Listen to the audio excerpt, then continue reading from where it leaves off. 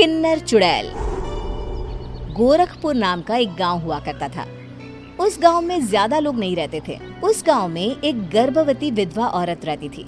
उस औरत का नाम कमला था। कमला अपने घर में अकेली रहती थी। उसके पति की सारी जायदाद उसके नाम हो गई थी, पर सभी गांव वाले उस औरत को मनहूस औरत समझा करते थे और सभी उससे नफरत किया करते थे। एक बार कमला राशन की दुकान पर खाने का सामान खरीदने जाती है। भैया जी, जरा 1 किलो दाल चावल देना। अरे हाय हाय हाय हाय हाय हाय। अरे मनहूस औरत, मेरी दुकान में अपशुगन करवाने आ गई क्या? हैं? चल जा यहाँ से, मैं कुछ नहीं देने वाला हूँ तुझे। भाग भाग यहाँ से, चल जा, निकल। भैया जी, ऐसा मत कहिए, मैं गर्भवती हूँ, मुझे खाने की बहुत जरूरत है, मुझे खाना दे दीजिए। दुकानदार कमला को वहाँ से धक्के मारकर भगा देता है। तभी कमला रोते रोते उस गांव के किन्नरों के इलाके में आ जाती है। गांव वाले किन्नरों को उसी इलाके में रखा करते थे, क्योंकि वो लोग किन्नरों को पसंद नहीं करते थे और उनके इलाके में रहने से मना करते थे। तो किन्नरों ने उसी गांव में अपना एक इलाका बना लिया था। जब किन्नर लोग देखते हैं कि एक गर्भवती महिला रोते रोते उनके इलाके में आ गई है, तो सारे किन्नर कमला के पास जाकर उसका हाल पूछने लगते हैं। क्या हुआ बहन, तुम्हारी गर्भवती अवस्था में इतनी बुरी हालत कैसे? तुम रो क्यों रही हो? तुम डरो मत, हम तुम्हें कोई नुकसान नहीं पहुंचाएंगे। तुम शांत होकर सब बताओ कि हुआ क्या है। मैं कमला हूँ, मैं गांव के दूसरे इलाके से आई हूँ। 2 महीने पहले ही मेरे पति की मौत हुई है। मुझे गांव के लोग मनहूस मानते हैं, क्योंकि मैं विधवा हूँ और गर्भवती भी। वहाँ के लोग मुझे खाने के लिए कुछ बेचने के लिए भी तैयार नहीं, जिससे मेरा गुजारा नहीं हो रहा था। कोई बात नहीं कमला, हम तुम्हारा ख्याल रखेंगे। किन्नर लोग कमला को एक खाली घर में रहने के लिए जगह दे देते हैं और उसकी देखभाल भी करते हैं। कुछ ही महीने बाद कमला अपने बच्चे को जन्म देती है, पर अफसोस, कमला बच्चे को जन्म देते ही अपनी जान गंवा देती है। जब सब किन्नर बच्चे को देखते हैं तो बहुत खुश हो जाते हैं, क्योंकि वो बच्चा भी किन्नर ही था। कमला ने एक किन्नर बच्चे को जन्म दिया था। अब इस बच्चे की देखभाल कौन करेगा? हम तो इस बच्चे को गांव के दूसरे इलाके में भी नहीं भेज सकते। और तो क्या हुआ, इस बच्चे की माँ नहीं रही तो हम इसे पालेंगे। अब ये हमारे इलाके में रहेगा, हमारे साथ रहेगा। फिर वो किन्नर उस किन्नर बच्चे को गोद ले लेते हैं, उसका नामकरण कराते हैं। उस किन्नर बच्चे का नाम शक्ति रखा जाता है। देखते ही देखते शक्ति बड़ी होने लगती है।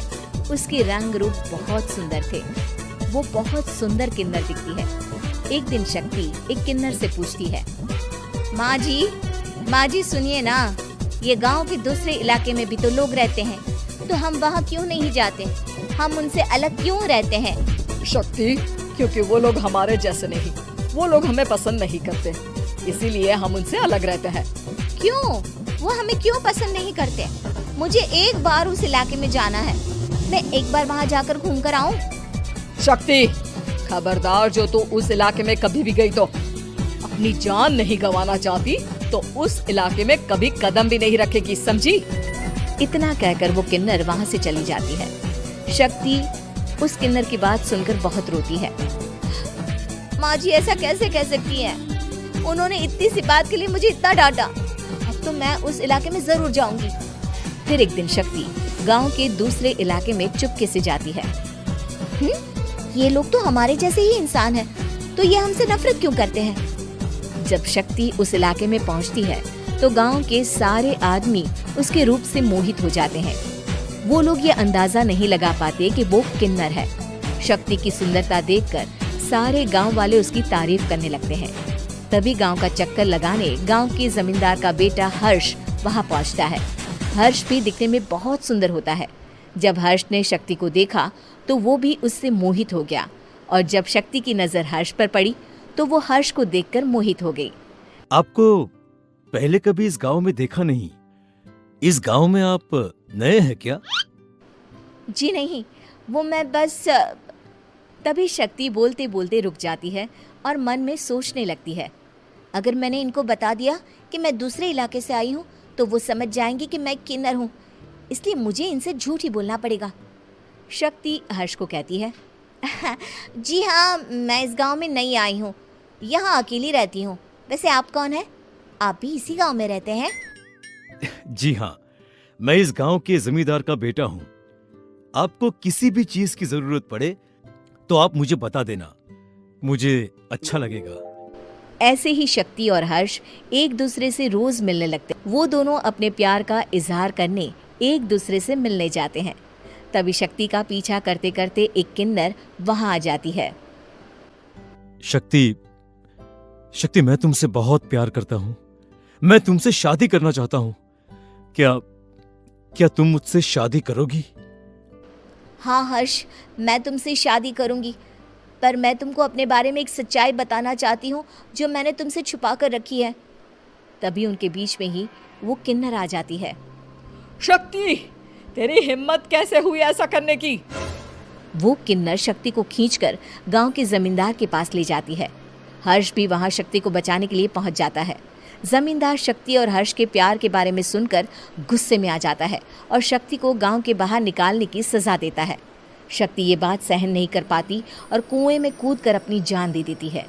जमींदार हर्ष की शादी गांव की एक लड़की से करवा देता है, पर हर्ष इस शादी से खुश नहीं होता। शक्ति अपना बदला लेने के लिए मरने के बाद किन्नर चुड़ैल बन जाती है। अब मैं इन गाँव वालों को नहीं छोड़ूंगी, अब इनसे मैं अपने प्यार का बदला लूंगी। किन्नर चुड़ैल गांव वालों को परेशान करना शुरू कर देती है। एक बार वो रात को गांव के खेतों में पहुंच जाती है और वहां आग लगा देती है। सारी फसल जल के राख हो जाती है। जब एक आदमी रात को उठकर देखता है कि खेत में आग लग गई है तो वो वहां पहुंच जाता है। वो देखता है कि खेतों के बीचों बीच एक किन्नर चुड़ैल खड़ी है और वहां खड़े होकर ताली बजा रही है। गांव वाला किन्नर चुड़ैल को देखकर बेहोश हो जाता है। जब सुबह उस आदमी को होश आता है तो वो सीधा जमींदार के पास जाता है। अरे जमींदार साहब, अरे वो किन्नर चुड़ैल ने मेरी सारी फसल जला दी। अब मैं क्या करूंगा? क्या होगा मेरा? जमींदार चुड़ैल किन्नर का नाम सुनते ही सब कुछ समझ जाता है। अब वो बहुत डर जाता है। उसी रात को जब जमींदार डर के मारे अपने कमरे में सो नहीं पाता, तभी वहां अचानक से किन्नर चुड़ैल आ जाती है। किन्नर चुड़ैल जोर जोर से जमींदार के आगे खड़ी होकर हंसने लगती है और ताली बजाने लगती है। जमींदार उस डरावनी किन्नर चुड़ैल को देखकर बहुत डर जाता है। तूने मेरे साथ बहुत बुरा किया, अब मैं तुझे जान से मार दूंगी। नहीं नहीं नहीं नहीं नहीं, मुझे माफ कर दो, मुझे मत मारो। मैं कभी ऐसा दोबारा नहीं करूंगा। अब तुम जो बोलोगी वही मैं करूंगा। ठीक है, मैं चाहती हूँ कि किन्नर इलाका गांव के इलाके से जुड़े और गांव का कोई भी आदमी किन्नर समाज से द्वेष ना करे, उससे नफरत ना करे, नहीं तो मैं सारे गांव को मार दूंगी। और तुम गांव में एक नया कानून बनाओ कि अगर किसी ने भी किन्नर समाज को हानि पहुंचाने की कोशिश भी करी या इनसे भेदभाव करने की भी कोशिश करी तो उनको कड़ी से कड़ी सजा मिलेगी। हाँ हाँ हाँ हाँ, मैं ऐसा ही करूंगा।